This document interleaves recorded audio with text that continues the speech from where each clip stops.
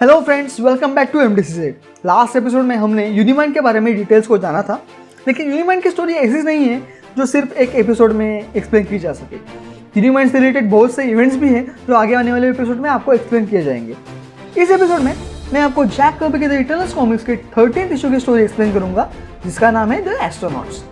लेकिन episode start करने से पहले अगर आप इस चैनल पर नए हो तो प्लीज़ MDCZ को जाके अभी के अभी सब्सक्राइब करो और बेल आइकन को प्रेस करो, क्योंकि तभी आपको हमारे हर नए वीडियोस के अपडेट्स टाइम पे मिलते रहेंगे। अब आपका और वक्त ज़ाया ना करते हुए एपिसोड को शुरुआत करते हैं।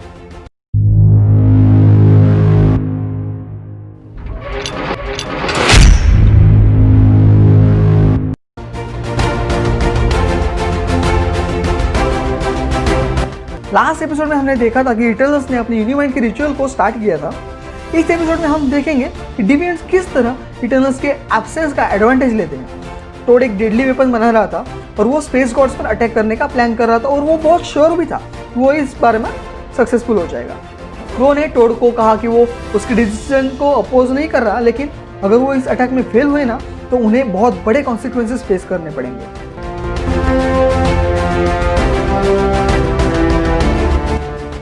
डिविएंट ने सिर्फ एक वेपन ही नहीं बनाया था, बल्कि एक बड़ा बॉम्ब बनाया था, एक एनर्जी बॉम्ब बनाया था। स्पेस गॉड्स ने पुराने समय में उनकी जो हालत कर दी थी ना, उसका रिवेंज लेने का वो प्लान कर रहे थे, बाकी कुछ नहीं। वो वेपन देखकर इम्प्रेस हुआ, लेकिन उसने ये भी कहा कि स्पेस गॉड ऐसी चीज़ों से बने हैं जिसके बारे में हमें कुछ भी नहीं पता। तब एक दूसरा डिवेंट कहता है कि सेलेस्टियल और उनकी शिप सेम ही मटेरियल से बनी है। उन्होंने उन्हें अपने पावर्स सेलेस्टियल को शो करने से पहले वेट करके सेलेस्टियल्स को स्टडी करके प्रॉपर उसका सुझाव दिया उनको। लेकिन टोड बहुत इम्पेशेंट था। उसने कहा कि उन्होंने अब तक बहुत सीख लिया, तो जो सीखना था टोड ने अटैक करने का डिसीजन बना लिया था। क्रो ने टोड से अग्री किया और कहा कि लास्ट टाइम जब उन्होंने सेलेस्टियल्स को चैलेंज किया था तब वो हारे थे, लेकिन इस बार उनके जीतने के चांसेस है। टोड ने उसके 3 एस्ट्रोनॉट्स को इस मिशन को पूरा करने के लिए बुलाया। उसके बाद एक बड़ा डोर ओपन हुआ और उसमें से 3 डिविएंट्स बाहर आए। उन्होंने आकर टोड से कहा कि वो उसके ऑर्डर्स फॉलो करने के लिए रेडी हैं। टोड ने उन्हें मिशन के ऑर्डर्स पूरे करने को कहा। उन्होंने टोड के सामने झुककर उसे रिस्पेक्ट भी दी। उन्होंने टोड को कहा कि वो उस एनर्जी बॉम्ब को कैरी करके स्पेस में ले जाएंगे और 500 माइल की दूरी हाइट को रीच करने के बाद वो बॉम्ब है ना, वो अपने आप किल पावर गेन करेगा और एक्टिवेट हो जाएगा। उसके बाद वो क्राफ्ट का स्पीड बढ़ाकर सेलेस्टियल्स के क्राफ्ट के पास पहुंचकर उस बॉम्ब को डिटोनेट कर देंगे। इन शॉर्ट वो स्पेस गॉड्स को मारने के लिए खुद को कुर्बान करने के लिए तैयार थे। टोड ने उन्हें कहा कि उन्हें खुद पर गर्व महसूस होना चाहिए। टोड ने कहा कि ये एक्सप्लोजन सिर्फ स्पेस गॉड्स के लिए ही नहीं है, बल्कि वो मिलियंस ऑफ ह्यूमंस को भी वाइप आउट कर देगा, और उसके बाद वो समुद्र से निकलकर बाहर आएंगे और पूरे वर्ल्ड पे राज करेंगे। उन डिविएंट्स ने मिशन को कंप्लीट करने के लिए डिपार्चर के लिए प्रिपरेशन स्टार्ट की थी। कुछ समय बाद एक बड़ा फिश जैसा दिखने वाला क्राफ्ट डीप समुद्र में से निकलकर आसमान में जाकर गायब हो गया। पास में एक बोट भी थी और उसमें जो लोग थे वो सब देखकर दंग रह गए थे।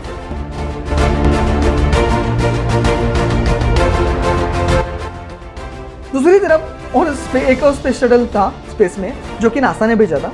उस US astronaut Terry Parker and Matt Duggan earth पे जो फिलहाल इवेंट्स हो रहे थे ना, उससे रिलेटेड सीक्रेट्स जानने के लिए स्पेस में गए थे। वो स्पेस जायंट पर निगरानी रखने गए थे। इन शॉर्ट दोनों स्पेस जायंट के बारे में, उनके एंड्स माउंटेन पर होने वाले बेस के बारे में और जो पूरी दुनिया में फिलहाल घूम रहे थे उनके बारे में बातें कर रहे थे, और हाँ, उनके मदरशिप के बारे में भी बात कर रहे थे। उनका यही मिशन था कि स्पेस में जाकर उनके एलियन क्राफ्ट के पास जाकर ज़्यादा से ज़्यादा इंफॉर्मेशन कलेक्ट करना और उनके क्राफ्ट के आउटर स्ट्रक्चर की डिटेल्स कलेक्ट करना। उन्होंने अपने कैमरास को ऑपरेट करके टारगेट पे फोकस करना शुरू कर दिया। मैट ने टेरी से पूछा कि क्या उसे ढंग की कुछ चीज़ मिली भी है या नहीं। टेरी ने उसे कहा कि उन्हें ज़रूर मिलेगी, लेकिन उन्हें क्राफ्ट थोड़ा और पास लेके जाना पड़ेगा। उसने कहा कि ये कैमरास बारीक से बारीक डिटेल्स भी पिक कर सकते हैं। वो दोनों स्पेस गॉड के मदरशिप को स्टडी करने की कोशिश करने रहे थे, और साथ ही साथ वो अपने मिशन और उसके इंपॉर्टेंस के बारे में भी डिस्कस कर रहे थे, बातें कर रहे थे। टेरी को फाइनली स्पेस गॉड्स के मदरशिप का क्लियर विजन मिला और दोनों दंग रह गए मदरशिप देखकर। वो इतनी बड़ी थी, बहुत बड़ी थी। उस मदरशिप के सामने इन एस्ट्रोनॉट्स का शटल तो एक चूहे के बराबर दिख रहा था।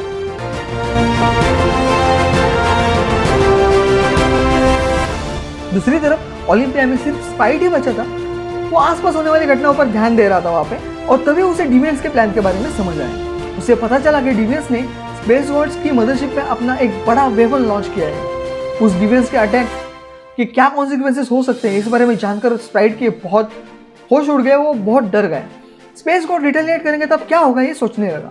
अब उसे एहसास होने लगा कि उसने ये ड्यूटी लेकर ना खुद के ही पैरों पे कुल्हाड़ी मार दी। स्प्राइट को रियलाइज होने लगा कि उसे अब कुछ ना कुछ तो करना ही पड़ेगा, क्योंकि अगर डिवियंस ने स्पेस गॉड्स पे अटैक कर दिया ना तो अर्थ का फ्यूचर डिसाइड हो जाएगा, उसे कोई भी नहीं रोक पाएगा। स्प्राइट सोल्यूशन ढूंढते ढूंढते पूरी ओलंपिया में पागलों की तरह उड़ने लगा। स्प्राइट को बाद में रियलाइज हुआ कि ओलंपिया में वो पूरा खाली है, सिर्फ उस वहाँ पे वही है, उसकी मदद करने के लिए और कोई भी नहीं है। वो सोच रहा था कि अगर डिवियंस ने स्पेस गॉड पे हमला किया तो यूनिमाइंड से जो उम्मीदें भी ना वो भी खत्म हो जाएंगी। तभी अचानक स्प्राइट को याद आया कि वो ओलंपिया में अकेला नहीं है, वहाँ पर एक और भी थे जिसे ज़्यूरस ने आउटकास्ट किया था। स्प्राइट उसकी मदद लेने की सोच रहा था। स्प्राइट के पास कोई और चारा भी नहीं था, तो इसीलिए उसने उस अबेंडेड एरिया में वो एंटर कर दिया। तो सभी इटर्नल्स ने कई सालों से उसे इग्नोर किया था।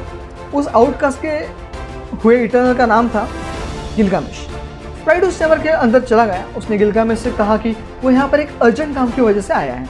गिलगामेश ने उसे बताया कि वो अब हीरो नहीं रहा जो स्प्राइट को चाहिए था।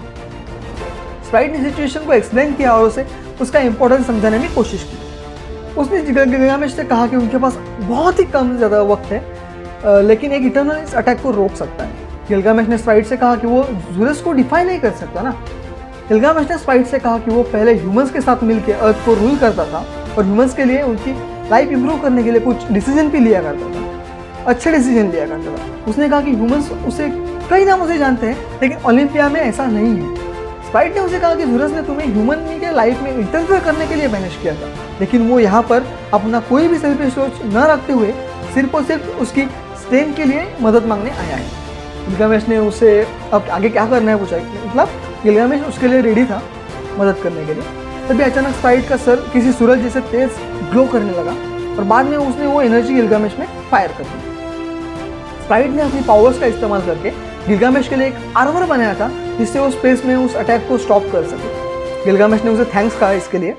स्प्राइट ने उसे कहा कि एटम के साथ खेलना तो खेलने का मजा कुछ और ही है और वो हमेशा करता रहता है। उसके बाद स्प्राइट ने गिलगामेश के हाउस को एक स्पेसशिप में कन्वर्ट करने का डिसीजन लिया।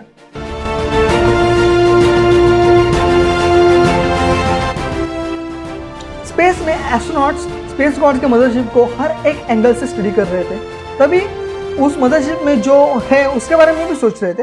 तभी अचानक मैट ने उनकी तरफ किसी चीज को आते हुए स्पॉट किया। वो डिविएंट का क्राफ्ट था जिसमें एक जायंट एनर्जी बॉम्ब था। उन्होंने कभी ऐसा क्राफ्ट जिंदगी में नहीं देखा था। वो क्राफ्ट बहुत ही तेजी से उनके पास आने लगा। उन्होंने अपने कैमराज की हेल्प से उस क्राफ्ट को स्टडी करने की कोशिश की और किसने ऐसी शिप डिजाइन की होगी इस बारे में वो सोचने लगे। उन्हें पहले लगा कि ये रशिया होगा। अब वो क्राफ्ट यूएस क्राफ्ट के बिल्कुल ऊपर आ चुका था। वो बहुत डर गए थे, लेकिन सिर्फ इतना ही नहीं था, और एक क्राफ्ट यूएस क्राफ्ट की ओर तेजी से बढ़ने लगा। डिविएंट्स का जायंट बॉम्ब स्पेस गॉड्स के मदरशिप की ओर बढ़ रहा था। उन्होंने बाकी क्राफ्ट्स को भी स्पॉट किया था, लेकिन उन्हें वो सब इग्नोर करके तेजी से मदरशिप की ओर जाने लगे। उन एस्ट्रोनॉट्स को समझ आया कि डिविएंट्स का क्राफ्ट उनके लिए नहीं बल्कि स्पेस गॉड के लिए था। गिलगामेश आया और डिविएंट का क्राफ्ट मदरशिप को टक्कर मारी। इससे पहले उससे उस शिप पर जाना चाहता था। वो मदरशिप पे कुछ छोटे छोटे मूवमेंट्स होने लगे। स्पेस गॉड्स उसके तरफ आने वाले तीनों क्राफ्ट को देख रहे थे, उन्हें परख रहे थे। उस कॉस्मिक माइंड ने क्विकली एस्ट्रोनॉट के मिशन को, इटर्नल्स के एक सिंपल प्रॉब्लम को आइडेंटिफाई किया। वो दोनों एस्ट्रोनॉट एक गलत शिप पे, एक गलत टाइम पे, एक गलत जगह पर मौजूद थे। उस कॉस्मिक थिंग ने सब कुछ समझा और अपना सॉल्यूशन भी रेडी कर दिया। और उसके बाद एक स्ट्रॉन्ग एनर्जी बीम फायर हुई। वो यूएस क्राफ्ट में दोनों को वापस लौटने के ऑर्डर्स दिए गए क्योंकि उनके पास ऑलरेडी बहुत इंफॉर्मेशन थी। अचानक उस क्राफ्ट के अंदर एक तेज लाइट फॉर्म हुई। वो डिविएंट्स उस क्राफ्ट पे टेलीपोर्ट हुए। मैट और टेरी थोड़े शॉक हो गए थे क्योंकि उनको समझ नहीं आया कि डिविएंट्स इस क्राफ्ट में आए कैसे अंदर। डिविएंट्स ने मैट और टेरी पर अटैक करना स्टार्ट कर दिया। उन्हें इस बार का कोई आइडिया नहीं था कि वो लोग कौन है, उन्हें क्यों मारना चाहते हैं, कोई आइडिया नहीं था। डिविएंट्स ने अपनी आइडेंटिटी उनके सामने रिवील कर दी। डिविएंट्स ने ह्यूमंस को मारने का प्लान बनाया, लेकिन पहले कि वो कुछ अटैक कर दे उससे पहले मैट एंड टेरी दोनों उस लाइट में वैनिश हो गए। डिविएंट्स को समझ आया कि ये स्पेस गॉड्स का किया धरा है।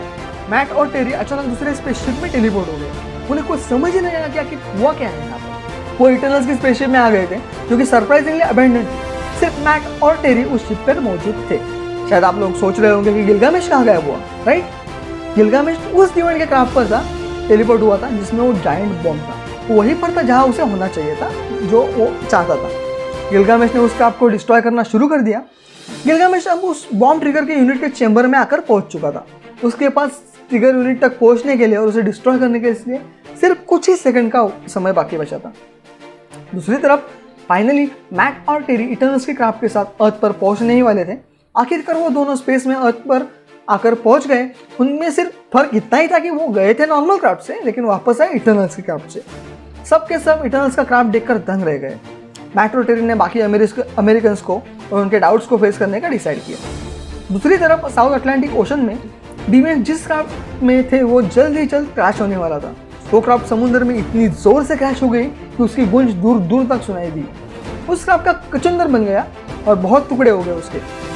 दूसरी तरफ इटर्नल गिलगामेश ने उस बॉम्ब को एक्सप्लोड होने से रोकने में वो सक्सेसफुल भी हुआ। कई सौ सालों के आइसोलेशन के बाद भी गिलगामेश बिल्कुल ही नहीं बदला था। वो फिर से एक लेजेंडरी हीरो बन गया जैसे वो पहले ह्यूमंस के लिए था। वो अनकॉन्शियस हो गया और स्पेस में खो गया। उसकी इंजर्ड बॉडी सेलेस्टियल्स के मदरशिप में आके गिर गई। उसने खुद को गॉड्स के सामने वर्दी समझाया और सेलेस्टियल ने उसे बचा लिया।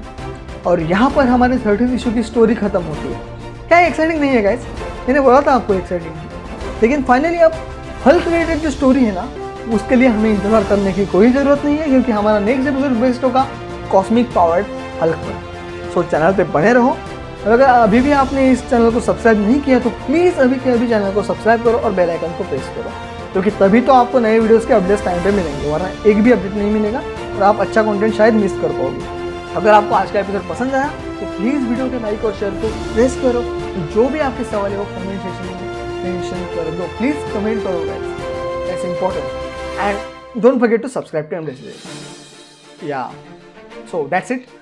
Now I'll see you in the next video. Till then, go enjoy your life and also take care of yourself.